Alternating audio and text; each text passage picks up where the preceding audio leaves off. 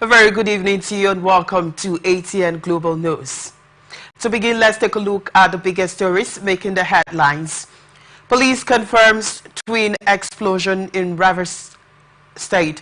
Eno names daughter acting first lady.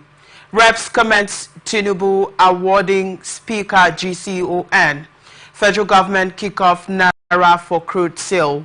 Trump returns to site of rally. Actor Balogun loses daughter.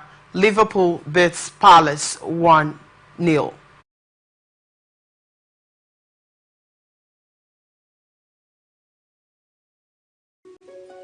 The people of Maiduguri need your help. A catastrophic flood has engulfed the city, leaving over 1 million residents stranded and fighting for survival. Entire communities are submerged, with people trapped inside homes and on rooftops cut off from food, clean drinking water and essential supplies. Health experts are warning of a potential outbreak of deadly diseases and medical facilities are out of commission. The situation is dire. Helicopters, boats and high-riding trucks capable of navigating the treacherous, waterlogged areas are urgently required to reach the countless men, women and children still awaiting rescue. The Nigerian media is issuing a desperate plea to the government, humanitarian organizations, international actors and citizens across the nation. Step in now, before it's too late. For more information on how you can help, contact Professor Usman A. Tar, the Honorable Commissioner for Information and Internal Security, Borno State, on 0809-233-3955. Every second counts. This is powered by Atlantic Television Network.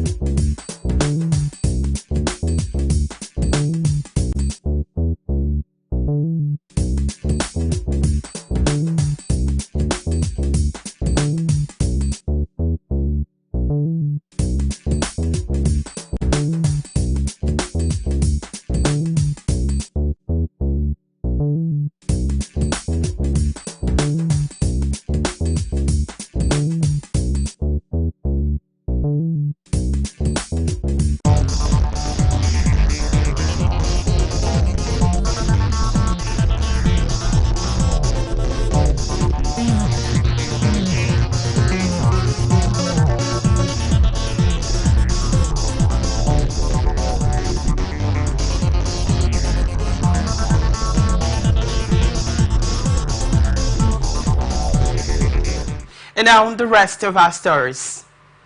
Rivers State Police Command in a release confirmed 2 explosions that rocked the city of Port Harcourt today, Saturday, October 5th, 2024. The spokesperson for the State Police Command, Grace Iringe Koko, stated this in a statement issued in Port Harcourt on Saturday and made available to newsmen. The statement said the first explosion was reported at the APC Secretariat on Aba Road at approximately 3 a.m.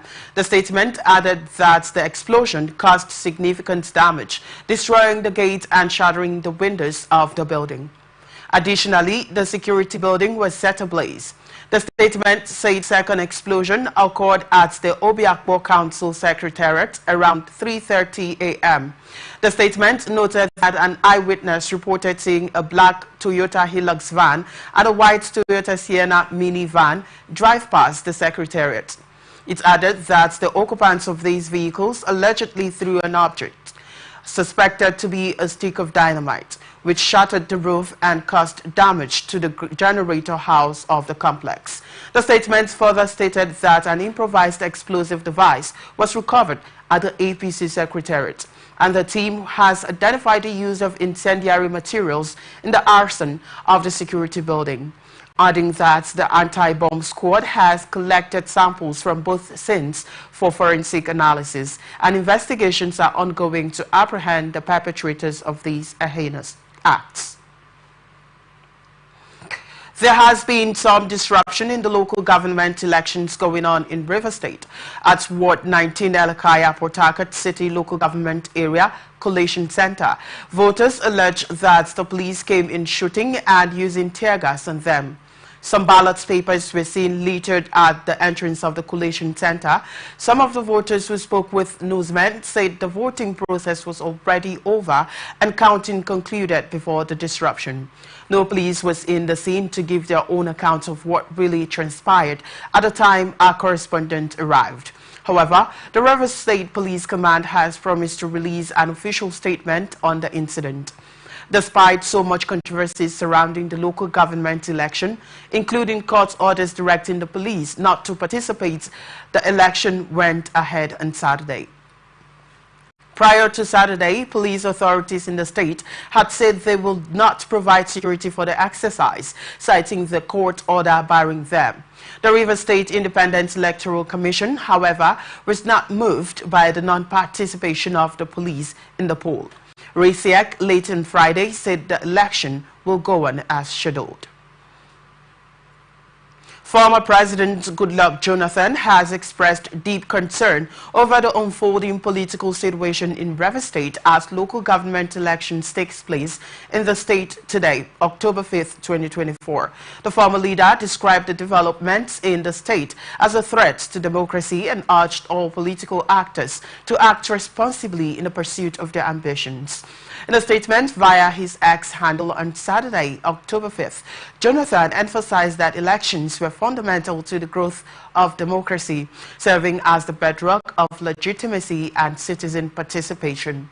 The crisis birthed by the face-off between Governor Siminalayi Fubara and his estranged godfather, Nyesom Wike, took over a new turn recently over the conduct of the ongoing local government elections in the state.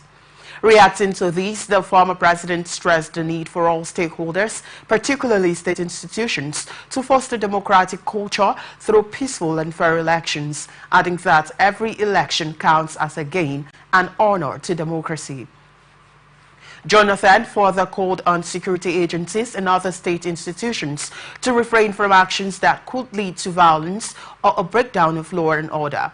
He noted that River State is a critical gateway to the Niger Delta, and any instability in the region could have far-reaching consequences for national security. The former president warned that the current crisis bears an unsettling resemblance to the crisis of the old Western region in Nigeria's history.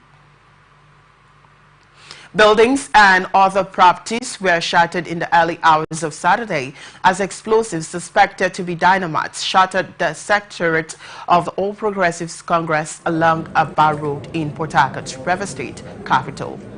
The explosion brought down the gate of the secretariat while doors, windows and other property were destroyed. This is the second time the chief Tony Okocha-led APC would be experiencing such an attack at its secretariat this year. This came as the local government election is set to hold in the state today, as the River State Independent Electoral Commission said on Friday that all sensitive materials have been distributed to the various local government areas. Addressing journalists at the scene of the incident in Port Harcourt, Publicity Secretary of the All Progressive Congress in River State, Chibike Ikenga, accused the River State government of sponsoring thugs to attack the party secretariat. He calls on security agencies to embark on proper investigation in a bid to arrest the suspect. A viral video of the incident scene seen by our correspondent showed some workers at the facilities going around to ascertain the extent of damage. When contacted, the spokesperson for the State Police Command, Grace Iringe Koko, said she had yet to get a report on it, but promised to revert. Supporters of the Minister of the Federal Capital Territory, Nyesom Wike, have staged a protest in Port Harcourt, calling on the River State Independent Electoral Commission to comply with a recent Federal High Court's judgment regarding the ongoing local government elections. The protest, which drew a large crowd, was organized in response to what Wike's supporters described as irregularities in the electoral process. ATN reports that this comes amidst ongoing political crisis in Rivers State over the local government election. The demonstrators carrying placards with messages like "Obey Court Order" and "No Justice, No Election" expressed frustration over the conduct of the elections and demanded that RISIEC holds the polls and abide by the court's ruling. Recall that a recent court's judgment reportedly ordered the suspension of the elections following legal challenges to the process. PDP called for a postponement. However, RISIEC went ahead with the elections despite the ruling, leading to protests from Wiki's loyalists. Former lawmaker Senator Sheikh Hussaini has suggested that the ongoing political crisis in Rivers State is expensive for Governor Siminalayi Fubara and Federal Capital Territory FCT Minister Nyesom Wike. Sani made this known in a post on his X handle on Saturday amidst ongoing political crisis in Rivers State over the Saturday's local government election. Sani explained that the crisis is expensive because every day money has to be spent to buy and keep loyalists and to defend political territories. Police command in Akwa Ibom State has confirmed a fire incident at the office complex of the Akwa Ibom State Independent Electoral Commission in Ibionibom local government area. The police public relations officer ASP Timfon John confirmed these to the newsmen in Uyo on Saturday. He said that all electoral materials meant for the election were not consumed by the fire. Timfon added that security has been beefed up at all AXIEC offices and strategic locations across the state to prevent further sabotage. John asserted that the police were working tirelessly to ensure the elections proceed without a hitch. Akwa Ibom State Governor Umoino has appointed his daughter, Helen Eno Obareki, as the acting First Lady of the state, following the death of his wife, Pastor Patience Eno. The governor made the announcement during a condolence visit by Nigeria's First Lady, Senator Oluremi Tinubu, and other dignitaries in Uyo. Eno stated that his daughter will take on the duties of the First Lady, ensuring continuity of the office and the projects initiated by his late wife, particularly the Golden Initiative for All. He expressed his confidence in his daughter's ability to uphold the values and vision of her late mother, affirming his commitment to sustaining the projects initiated through the First Lady's office. He emphasized that his late wife's absence is irreplaceable and his focus remains on sustaining her legacy through the work of the First Lady's office. Eno assured the people of Akwa Ibom that the initiatives launched by his late wife would continue, with his daughter leading the way in preserving her mother's vision. The governor also addressed rumors about him taking a second wife, humorously dismissing the idea during a separate visit by Senate President Godswill Akpabio. Operatives of the Economic and Financial Crimes Commission have arrested 44 suspected internet fraudsters in Enugu and Anambra states. The arrests were made on September 28 and 29, 2024, following credible intelligence linking the suspects to online criminal activities. According to a statement issued by the EFCC on their X page, the suspects were apprehended at various locations in Enugu and Anambra states during the early hours of Saturday and Sunday. The Commission's investigation revealed that the suspects utilized social media platforms such as Instagram and Facebook to defraud unsuspecting victims. Some suspects also employed fake identities to engage foreign nationals in romantic affairs with the intention of defrauding them, while others were found with fraudulent documents on their devices. The EFCC recovered several items from the suspects, including laptops and sophisticated mobile phones. Ekiti State Governor Biodun Oyebanji on Saturday awarded 47.8 million naira to outstanding primary and secondary school teachers in the state as a gesture of appreciation, encouragement, and motivation for others. The awards were presented during the 2024 World Teachers' Day celebration themed Valuing Teachers' Voices towards a No Social Contracts for Education. The event held at Ekiti Kete Pavilion, New Ian Road at Doikiti, was attended by teachers under the Nigerian Union of Teachers, Academic Staff Union of Secondary Schools, and their counterparts from private schools. The best teachers in the public primary and secondary school categories, Mrs. Folayemi Modupe of St. Francis Nursery and Primary School, Igbara Odo Ekiti, and Mr. Joshua Oriloye of Notre Dame Grammar School, Usi Ekiti, each received 6 million naira. First runner-up were awarded 2 million naira each, while second runners-up received 1.5 million naira each. Additionally, the two best school administrators were rewarded with 2 million naira each. Other beneficiaries included the best private school teacher, distinguished teachers in digital skills and e-teaching, outstanding teachers with disabilities, and 26 teachers who received consolation prizes, totaling 47.8 million naira. Governor Oyebanji, represented by Deputy Governor Monisha De Afuye, praised the pivotal role of teachers in human development, assuring that this administration will continue to prioritize teachers' welfare and ensure a more conducive learning environment in schools. Ogun State Chairman of Nigerian Union of Pensioners, YD Oloyede, has pleaded with Governor Dakpo Abiodun to help float what he termed as health relief under the National Health Insurance Scheme, such that the retirees who subscribe to the scheme would enjoy a 50% discount. Oloyede says would help ease the burden of many retirees who are battling one ailment or another due to old age and other factors. The NUP chairman also appealed to the governor about the need to address the consequent adjustments of pensions in the state. He said that while the mainstream workforce has not only enjoyed a wage increase since 2020 with an additional 40% peculiar allowance from last year August, the pensioners have continued to receive the same amount despite the economic hardship occasioned by the subsidy removal. Oloyede disclosed this on Saturday during the annual celebration of the Pensioners' Day held at the State Secretariat of the Pensioners at Lemi, Abeokuta. The NUP chairman said that the favorable disposition of Abiodun to the pensioners in the state has been quite unparalleled, pledging further support and cooperation from the retirees to the governor's determination to leave the state better than he met it 5 years ago. Ogun State Governor Dakpo Abiodun has approved the construction of 12 blocks of 900 smart classrooms in 4 schools in each zone across the state. The 4 benefiting schools are Abeokuta Grammar School, Idiaba Abeokuta, Ijebu Ode Grammar School, Ijebu Ode, Remo Secondary School, Sagamu, and Yawa College, Ilaro.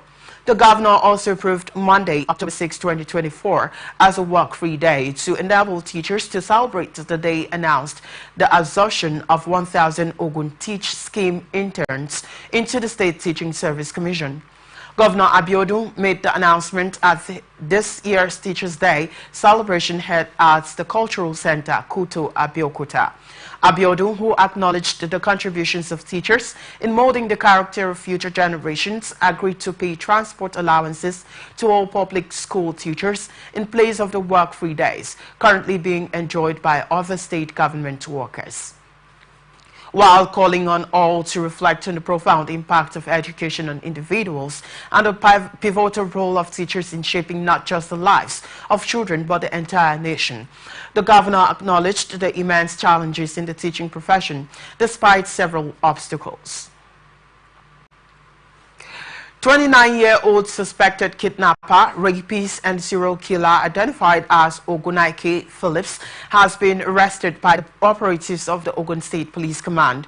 Phillips, who is a member of the IA confraternity, was arrested in connection to the death of 17-year-old Habiba Akinsoya, who was raped and macheted to death in September. ATN reported that the deceased was found dead and macheted at her father's farm around Mile 6, a community that is a few meters away from Ogun State Television, Abeokuta. The State Commissioner of Police, Abiodun Alamotu, stated that Phillips, a native of Ayepe, Ijebu, who resides in Abeokuta, confessed to killing in the same pattern 3 other underage girls and buried their remains in that bush. The suspect on Friday led the commissioner and his team to Asero State in Abeokuta, Itoru in Ewekoro and Mile 6 along Ajebo Road in Obafemi Owode local government, where he buried his victims.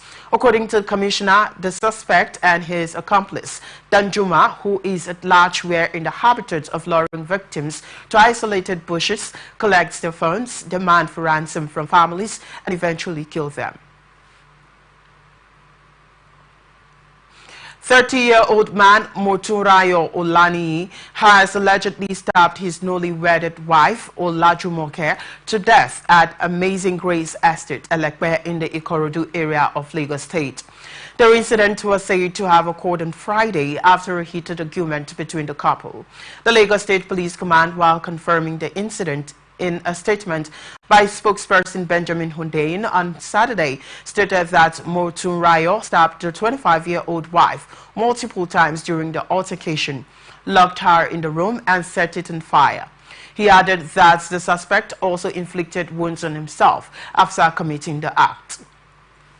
A team of policemen who arrived at the scene were, however, said to have extinguished the fire and after that discovered Olajumoke's lifeless body with abdominal wounds. The police spokesperson further stated that Olaniyi was rescued and rushed to a nearby hospital where he was treated and discharged before being taken into police custody. According to him, a preliminary investigation later revealed that the suspect stabbed his wife during the altercation and inflicted minor wounds on himself. All Progressive Congress has hailed the Benue State Independent Electoral Commission for the transparent conduct of the local government elections in the state. APC State Caretaker Chairman Mr. Benjamin Omale told newsmen in Makurdi that the process is going smoothly. Omale expressed hope that APC would emerge victorious at the end of the exercise. According to the newsman, though, the turnout was low and at some polling units voting commenced late. The exercise was hitch-free. It was gathered that there was massive deployment of security personnel at polling units, streets and major highways within the state capital. Nigerian Labour Congress in Kwara State says efforts are ongoing with other stakeholders to ensure implementation of the new minimum wage in the state. At this year's World Teachers' Day celebration in Ilorin, the state NLC chairman, Comrade Muritala Olayinka, said that the committee set up by the state government was working round the clock to ensure that no minimum wage is implemented. He urged teachers in the state to exercise a little patience, adding that at the end of the day, the committee would come out with something tangible that will make everybody smile. In a remark, the chairman, Kwara State Universal Basic Education Board, Professor Shehu Adaramaja, said that the welfare of teachers would be taken care of in the no minimum wage. Represented by Alhaji Abdul Latif Solagberu, Professor Adaramaja said that a committee has been inaugurated by the state government and that the Nigerian Union of Teachers was adequately represented. The state NUT chairman Yusuf Agula lauded the state government for prompt payment of teachers' salaries and the recent approval of 2023 and 2024 promotion. Borno State Governor Babagana Zulum on Saturday announced the allocation of 20 billion naira to reconstruct the infrastructure damaged by the September 10 flood and assist the victims. The ravaging flood had affected parts of Maiduguri Metropolitan Council and its surrounding local government areas, leaving thousands displaced. According to a statement on Saturday, Zulum made the announcement at the council chamber of the government house in Maiduguri while inaugurating the committee to determine the cause of the Alau Dam's collapse. According to him, 50% of the fund, which is 10 billion naira, will be used for direct assistance for the flood victims with a view to providing them with the needed support to pick up with their lives. The governor directed that the 10 billion naira be credited to the state's relief account and handled by the disbursement committee, including the Economic and Financial Crimes Commission and the Independent Corrupt Practices and Other Related Offences Commission, as well as security agencies. The remaining 10 billion naira, as directed by the governor, was handed over to the state's Ministry of Works and Housing. Zulum expressed gratitude to the federal government for its tireless support during the flood disaster. You're watching the Global News on Atlantic Television Network. We'll be back after this break. Just stay with us. The people of Maiduguri need your help. A catastrophic flood has engulfed the city, leaving over 1 million residents stranded and fighting for survival. Entire communities are submerged, with people trapped inside homes and on rooftops cut off from food, clean drinking water and essential supplies. Health experts are warning of a potential outbreak of deadly diseases, and medical facilities are out of commission. The situation is dire. Helicopters, boats and high-riding trucks capable of navigating the treacherous, waterlogged areas are urgently required to reach the countless men, women and children still awaiting rescue. The Nigerian media is issuing a desperate plea to the government, humanitarian organizations, international actors and citizens across the nation. Step in now, before it's too late. For more information on how you can help, contact Professor Usman A. Tar, the Honorable Commissioner for Information and Internal Security, Borno State, on 0809-233-3955. Every second counts.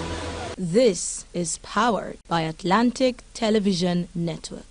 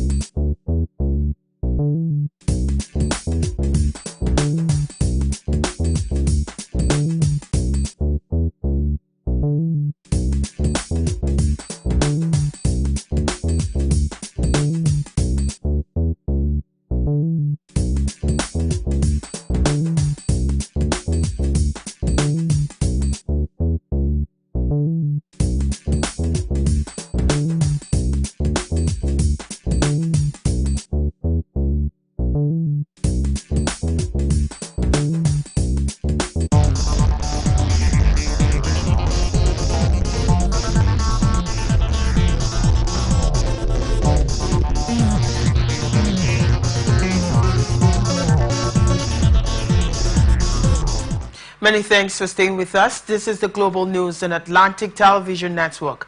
Now to the rest of our stories. House of Representatives has commended President Bola Tinubu for addressing what it called a significant historical oversight by conferring the Grand Commander of the Order of the Niger on the Speaker, Tajuddin Abbas. Recall that the House, following the adoption of a motion last week, noted that it was not inferior to the Senate, following the conferment of GCON on the Senate's President, Godswill Akpabio, and the Commander of the Federal Republic on the Speaker. On Friday, the President heeded the call for an upgrade of the award earlier bestowed on the Speaker to GCON. In a statement issued on Saturday by the spokesman of the House, Akin Rotimi, the legislative body said that the action of the President has restored parity between both chambers of the National Assembly. Responding to the development, Speaker Abbas praised the President's commitment to justice and fairness. The House had earlier adopted a resolution following a motion by Philip Agbese and supported by over 246 members, urging the President to remedy the long-standing discrepancy in the conferment of national honors. The resolution specifically sought to align the recognition of the Speaker with that of the President of the Senate and the Chief Justice of Nigeria, thereby reinforcing the constitutional principle of equality between the two legislative chambers. Nigerian Union of Teachers has lamented adequate manpower in public primary schools across the country. The national president of NUT, Audu Amba, made this known at the occasion of the 2024 World Teachers' Day celebration on Saturday in Abuja, adding that some primary schools are barely manned by 1 or 2 teachers. The theme for this year's World Teachers' Day's theme is Valuing Teacher Voices towards a new social contracts for education. Amba said the manpower crisis had left pupils to suffer learning poverty with a bleak future ahead. He added that the situation in junior and senior secondary schools, especially in rural communities, is worrisome. He expressed displeasure over the non-implementation of some welfare packages for teachers announced by the former President Muhammadu Buhari during the 2020 World Teachers' Day. He called on federal and state governments to ensure full implementation of the approved incentives in order to boost the morale of teachers in the discharge of their professional duties. While congratulating teachers on their courage and sacrifices in the face of daunting challenges, Amba charged them to continue to uphold the ideals of the profession.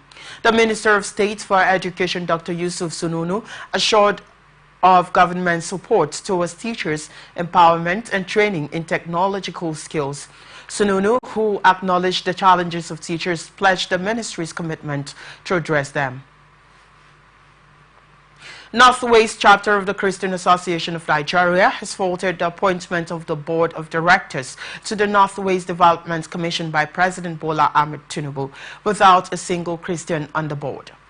In a statement issued by Elder Sunday Oibe, Chairman, Northwest CAN, requested that President Tinubu take immediate action to address the concerns and promote inclusivity in the Northwest Development Commission. Khan reminded President Tinubu that Northwest is made up of both Christians and Muslims, Hausa, Fulani and other tribes. As such, noting that the loop-sided appointment with no consideration to the feelings of this other bloc is, to say the least, is unbecoming of the government of Tinubu's administration. They requested that President Tinubu takes immediate action to address these concerns and promote inclusivity in the Northwest Development Commission. Now, business news. Naira appreciated to 1,665 Naira per dollar in the parallel market on Friday, strengthening from the previous rate of 1,685 per dollar on Thursday. FMDQ data showed that the Naira strengthened to 1,631.21 Naira per dollar on Friday from 1,659.26 Naira traded on Thursday. This represents an 28.05 Naira gain against the dollar. Similarly, at the black markets, the Naira gained by 10 Naira to 1,670 Naira on Friday from 1,680 Naira exchanged on Thursday. This comes despite the drop in foreign exchange transaction turnover to $238.36 million on Friday from $450.39 million recorded on Thursday. ATN recalls that the Central Bank of Nigeria on Thursday introduced fresh FX code guidelines to stabilize the Naira. Similarly, the Apex Bank has also introduced electronic FX matching to curb speculation. Minister of Finance Wale Edun has announced that the Nigerian government has begun the Naira for crude sale deal with Dangote Refinery from October 1st, 2024. The minister disclosed these in a statement released on the official X account of the Ministry of Finance on Saturday. According to Edun, the commencement was in line with the Federal Executive Council FEC directive. He said that stakeholders held a meeting on October 3rd, 2024 to review the implementation of the deal. This comes amid uncertainties that face the commencement of the deal after the October 1st, 2024 kickoff date. Recall that to ensure the stability of the price of petrol in the country, President Bola Ahmed Tinubu in July 2024 directed NNPCL to sell crude in Naira to Dangote Refinery. Petroleum marketers and crude refiners had hinted that the deal may lead to the reduction of fuel pump prices, which stood between 950 Naira and 1,100 Naira per litre. Up next is international tidbits. 12 people were killed in a series of coordinated and near-simultaneous attacks in the violence-wrecked city of Salamanca, authorities in the central Mexican state of Guanajuato said. The victims were found on Thursday at multiple points across the refinery city of over 200,000. In at least one case, a banner signed by a drug cartel was left with some of the bodies. The massacre is the latest episode in a wave of violence in Salamanca, west of the state's capital, Guanajuato, where gunmen killed 4 men and wounded 2 others in an attack the Drug Rehabilitation Center late on Tuesday. Authorities say there are no clear suspects and they continue to investigate. The industrial and agricultural state of Guanajuato has for years been the scene of a bloody tough battle between the Jalisco New Generation cartel and a local gang, the Santa Rosa de Lima cartel. Guanajuato has the highest number of homicides of any state in Mexico. Security analyst David Suacedo said that the Jalisco New Generation cartel has control over urban areas while Santa Rosa de Lima controls rural ones, but they continue to fight for control of cities like Salamanca. Donald Trump supporters gathered on Saturday for a major rally at the same site where he narrowly avoided an assassin's bullet in July, a profoundly shocking moment in a White House race still clouded by the threat of political violence. The former president will share the stage with J.D. Vance, his running mate for the upcoming November election, as well as family members of the victims, first responders, and tech entrepreneur Elon Musk. Trump has expressed his desire to revisit the site of the July 13 shooting, where an attacker opened fire before being killed. Trump's defiant and much hyped return to Butler, Pennsylvania, comes exactly 1 month before the November 5th presidential election, and a day after President Joe Biden voiced concerns about whether the outcome will be peaceful. The assassination attempt 3 months ago that left Trump bloodied and the entire country stunned was seen at the time as a pivotal moment that could tip the race in the former president's favor.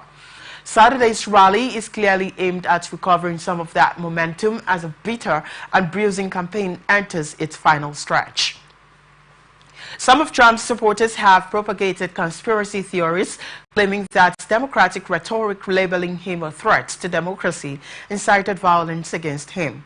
Meanwhile, vendors of Trump rallies swiftly capitalized on the incident, selling T-shirts and memorabilia celebrating his narrow escape. Iran's missile strikes on Israel were correct, logical and lawful, Ayatollah Ali Khamenei told a vast crowd which had gathered to hear him speak in Tehran on Friday. The country's supreme leader described the attack as the minimum punishment for what he called Israel's astonishing crimes while leading Friday prayers in the capital, something he has not done since 2020. Khamenei's speech came 3 days after Iran fired nearly 200 missiles at Israel in what it said was retaliation for the assassination of Hezbollah's leader Hassan Nasrallah. During his sermon, Khamenei praised Nasrallah and voiced support for Hamas and Hezbollah, which he said provided vital service to the entire region and the entire Islamic world. He said Iran-aligned armed groups will not back down in their conflict with Israel, which entered a new phase after Hamas launched deadly raids into Israel almost 1 year ago. Here now is ATN Sports News. Head coach Augustine Iguevon has called Captain William Ekong rave of the moment. Ademola Lookman informed winger Moses Simon and 20 other players for this month's home and away 2025 African Cup of Nations qualifying battle with the Mediterranean Knights of Libya. Wingbacks Olaoluwa Aina and Bruno Onyemachi are included, as well as goalkeepers Stanley Nwabali and Maduka Okoye. Defenders Oluwashemi Logo Ajayi and Calvin Bassey. Midfielders Wilfred Ndidi, Raphael Oyedika and Alex Iwobi. And forwards Taiwo Awoniyi, Victor Boniface and Samuel Chukwueze. Reigning African Player of the Year Victor Osimhen is excluded on grounds of injury, just as South African-based centre-back Ulisa Nda, but defender Bright Osai Samuel makes his way back after missing the duels with Benin Republic and Rwanda last month. An informed playmaker Chidera Ejuke returns to the fold after many months. Veteran forward Kelechi Iheanacho is also listed, as well as midfielders Fisayo Dele Bashiru, Alhassan Yusuf Abdullahi and Frank Onyeka. All the players are expected to report in Uyo on Monday, 7th October. The Super Eagles will host the Mediterranean Nights at the Godswill Akpabio Stadium in Uyo on Friday, 11th October, before flying to Benghazi to take on the Knights at the Matthias of Benina Stadium, 90 kilometers away from Benghazi on Tuesday, 15th of October. Liverpool extended the lead at the top of the Premier League to 4 points thanks to Diogo Jota's winner in a 1-0 victory at Crystal Palace on Saturday. Arne Slot has now won 9 of his first-time games since succeeding Jurgen Klopp, but was frustrated that the visitors invited a late onslaught from the wingless Eagles. Victory came at the cost of Liverpool as goalkeeper Alisson Becker limped off in the closing stages ahead of a much more testing run of fixtures after the international break. The defeat leaves Palace still in the bottom three with just 3 points from the opening 7 games. Slot's seamless stats saw him become the first Liverpool manager to win 8 of his first 9 games after beating Bologna 2-0 in the Champions League on Wednesday.